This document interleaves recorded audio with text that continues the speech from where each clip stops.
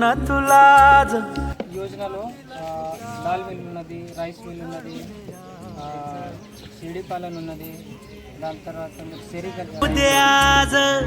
साकड हे माग होऊ दे पहाट नवी आता होऊन जाऊ दे साऱ्या जगाला पाहू दे पडू दे पाऊल पुढे अर्थ जीवामृत, बीजामृत, घनजीवामृत हे माहिती आहे लोकांना तुम्हाला. ब्रह्मास्त्र, निमास्त्र हे सगळे जे आहेत हे सेंद्रिय संसाधन